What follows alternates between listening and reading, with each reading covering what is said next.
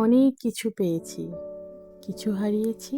যা কিছু পুরনো তা থাকুক স্মৃতির পাতায়। নতুন বছর আসুক নতুন স্বপ্ন নিয়ে, নতুন সাহস আর নতুন আশ্বাস নিয়ে। সুখ, শান্তি আর সফলতায় ভরে উঠুক জীবনের প্রতিটি অধ্যায়। আসসালামু আলাইকুম। তোমরা সবাই কেমন আছো?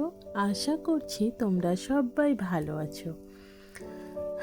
নতুন বছরে তোমাদের সবাইকে অনেক অনেক শুভকামনা। আসলে আমরা সবাই যখন নতুন বছর আসে আমরা সবাই একে অপরকে কিন্তু সেলিব্রেট করি।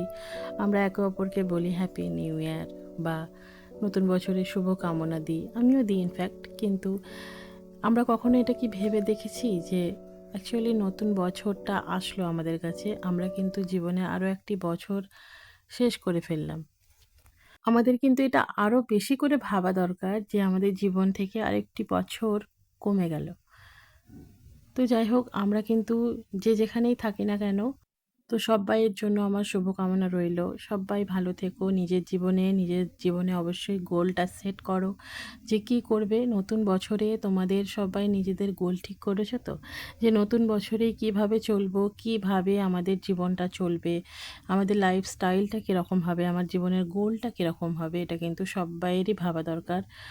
যদি নতুন বছরে আমি গোলই না সেট করি তাহলে কিন্তু আমার নতুন বছর কখন। তো নতুন বছর মানেই ভালো মন্দ খাওয়া দাওয়া তো অবশ্যই।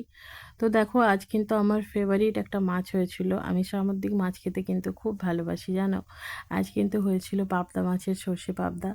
আমার মনের মতো করে আমি নিজে হাতে রান্না করেছি। আমি অনেক দিন থেকে আমার খুব ইচ্ছা হচ্ছিল যে আমি এইভাবে রান্না করবো আর খাবো। তো যাই হোক, আমার ইচ্ছাটা ফাইনালি পূরণ হতে চলেছে। তো যাই হোক, আমার রান্না বান্না কমপ্লিট। আমি এবার সমস্ত ক্লিন করে নিলাম। তো আজকের ব্লগটি আমি এখানেই শেষ করছি। আমি আবারও কালকে একটা নতুন ব্লগ নিয়ে তোমাদের সঙ্গে গল্প করতে কিন্তু আমি অবশ্যই আসবো।